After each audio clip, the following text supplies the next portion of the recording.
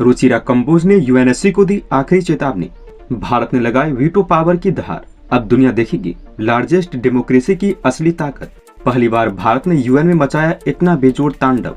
UNSC में भारत के permanent seat पर बड़ा ऐलान। दोस्तों, रूस ने भारत के वीटो पावर के लिए मोर्चा संभालते हुए हर बार की तरह आंदोलन खड़ा कर दिया है। परमानेंट सदस्यों में एक रूसी है जिस पर भारत आंख बंद करके भरोसा कर सकता है। यूएनएससी के निर्माण के समय भी रूस ने हमें परमानेंट सीट ऑफर किया था और वीटो देने की कोशिश की थी, लेकिन चालाक चीन ने भारत की आंखों में धूल झोंकते हुए हमारे इस ऑफर को लपक लिया था। दोस्तों, आपको मैं बता दूं कि पश्चिमी देश सिर्फ भारत को खुश करने के लिए वीटो के नाम पर चापलूसी का खेलते हैं। उन्हें लगता है कि भारत के सामने दो मीठी बातें करके भारत को खुश कर देंगे। वे भूल जाते हैं हमारा भारत यूएन का फाउंडिंग मेंबर है। 1945 में यूएन निर्माण के समय भारत भी उसका सदस्य था। इसके बावजूद भी वे लोग हमें परमानेंट सीट देने के लिए ठोस मीटिंग नहीं बुलाते। लेकिन अब जो खबर निकल के सामने आई है उसमें पश्चिमी देश हैरान परेशान हो गए हैं। दरअसल आज यूएन में भारत की प्रतिनिधि रुचिरा कंबोज ने भरी सभा में पश्चिमी देशों पर चीरहरण करते हुए उनकी बोलती बंद कर दी है। उन्होंने खुलेआम चेतावनी देते हुए कहा, जो लोग हमें वीटो देने के नाम पर ढोंग और लालच का ड्रामा करते हैं अब वे सुधर जाएं, वरना अंजाम बेहद खतरनाक होगा। आज भारत के सैनिकों की वजह से ही यूएन की पीस कीपिंग फोर्स इतनी मजबूत बनी हुई है। अगर भारत यूएन से अपना समर्थन खींच लेगा तो यूएन कुछ दिनों में ही टूटकर धराशायी हो जाएगा। उन्होंने कहा कि भारत अब झांसे में आने वाला देश नहीं है। आज भारत के पास परमाणु बम भी है और सबसे तेज दौड़ती अर्थव्यवस्था भी। या तो हमें लिखित तौर पर परमानेंट सीट देने के लिए यूएनएससी में मीटिंग बुलाओ या फिर एक बड़े कोहराम के लिए तैयार हो। यूएन के जिगर में दम नहीं है कि वो भारत को परमानेंट सीट पर बैठने से रोक दे। हमने हमेशा से ही संयुक्त राष्ट्र के सभी सिद्धांतों को माना है। आज तक हमने संयुक्त राष्ट्र को सर्वोच्च मंच का दर्जा दिया है। लेकिन अगर भारत भड़क गया तो एक एक करके सभी देश यूएन को छोड़कर चले जाएंगे। पूरी दुनिया जानती है कि अंग्रेजों ने भारत के साथ किस प्रकार का भेदभाव किया था। आज वही भेदभाव भारत के साथ संयुक्त राष्ट्र में भी हो रहा है। अंग्रेजों को तो हमारे महान वीरों ने भगाया था, लेकिन अब वीटो छीनने की बारी है। 30 साल के सब्र का बांध अब टूट चुका है। अब मांग कर नहीं बल्कि छीन कर अपना अधिकार प्राप्त करना होगा। भारत जैसे महान देश के साथ इतनी गंदी भेदभाव देखकर संयुक्त राष्ट्र भी शर्म से पानी पानी हो जाता होगा। लार्जेस्ट डेमोक्रेसी को दरकिनार करके यूएन कैसे सांस लेगा। भारत का मानना है कि यूएन सिर्फ 5 देशों की जागीर नहीं है। हर हाल में अब परमानेंट सीटों की संख्या बढ़ाने की जरूरत है। आज भारत दुनिया का 15% जनसंख्या अपने पास रखता है। इसके बावजूद भी हमें परमानेंट सीट से दूर क्यों रखा गया है। बूढ़े चीन को पीछे छोड़ते हुए आज भारत दुनिया का सबसे बड़ा जनसंख्या वाला देश लगभग बन चुका है। आज हमारे यहाँ सबसे ज्यादा युवा है। इसके बावजूद भी हमें परमानेंट सीट के लिए नाक रगड़नी पड़ रही है।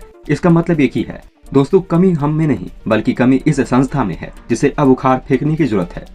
G20 के मीटिंग के दौरान पीएम मोदी ने आवाज बुलंद करते हुए कहा था कि अब यूएन पूरी तरीके से नाकामयाब साबित हो गया है।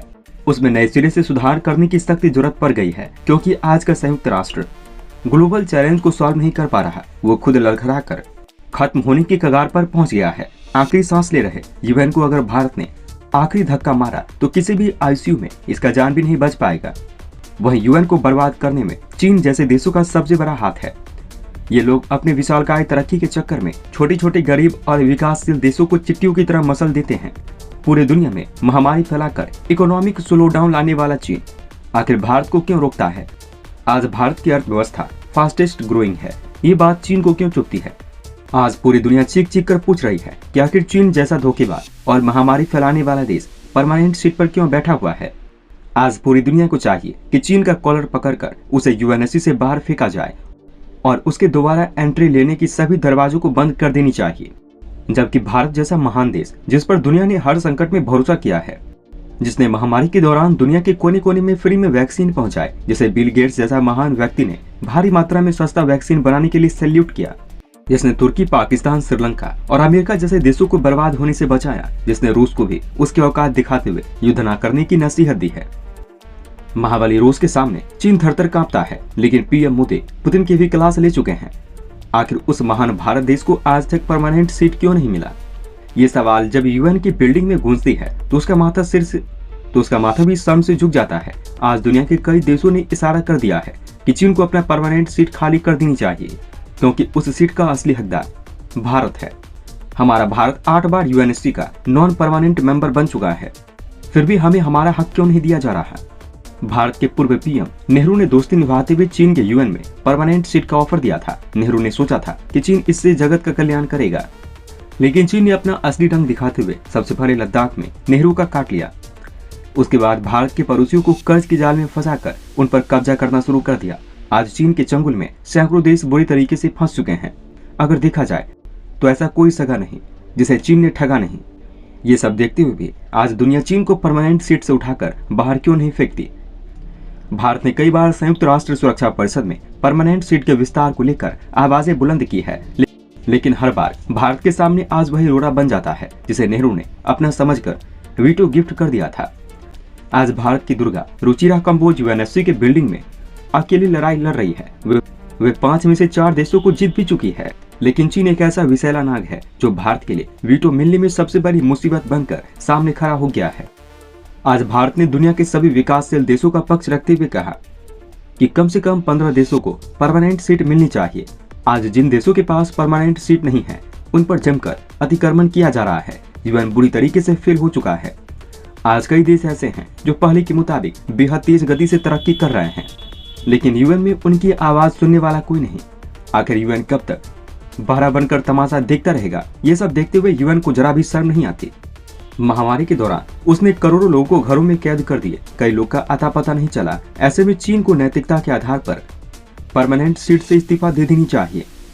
संयुक्त राष्ट्र में भारत के अस्थायी प्रतिनिधि रुचिरा कंबोज ने कहा कि वर्तमान समय में भौगोलिक स्थिति को देखते हुए यूएनएससी के परमानेंट सीट पर पर्याप्त देशों को नहीं रखा गया है। आज जो देश परमानेंट सीट पर बैठे हैं वे सिर्फ और सिर्फ अपने फायदे के लिए इसका दुरुपयोग करते हैं। अपने परमानेंट सीट का दुरुपयोग करने के मामले में चीन का पहला स्थान है। ऐसे में बाकी 4 देशों को मिलकर चीन को उखाड़ फेंकना चाहिए। यूएनएससी की बैठक में रुचिरा कंबोज बेहद गुस्से में दिखी। कंबोज ने कहा, हमें एक ऐसी सुरक्षा परिषद की आवश्यकता है जो स्वार्थी न हो, जो सबका ख्याल रखे, जो डाइवर्सिटी को दिमाग में रखकर डिसीजन लेता हो। आज का यूएन ऐसा प्रतीत होता है जैसे मानो कि आज से 50 साल पहले किसी रोबोट को यूएन में बैठाकर सिर्फ 5 देशों की ही हुजूरी करने के लिए बैठा दिया गया हो। आज गरीब और विकासशील देशों की बात सुनने वाला कोई नहीं है। भारत ने रक्षा, अर्थव्यवस्था और संकट में फंसे दूसरे देशों की मदद करने के मामले में जबरदस्त भूमिका निभाई है। हमारे पास परमाणु बम होते हुए भी हमने उसे पहले न इस्तेमाल करने की साइन की हुई है। हम पहले से ही एमटीसीआर के मेंबर हैं। आज भारत के पास दूसरी सबसे बड़ी सेना है। इसके बावजूद भी आज तक भारत के समर्थन में कोई ठोस कदम क्यों नहीं उठाया गया। कंबोज ने आगे कहा कि एक ऐसी सुरक्षा परिषद की आवश्यकता है जहां विकासशील देश अफ्रीका, लैटिन अमेरिका और एशिया तथा प्रशांत क्षेत्रों की व्यापक आबादी वाले क्षेत्रों की आवाज है।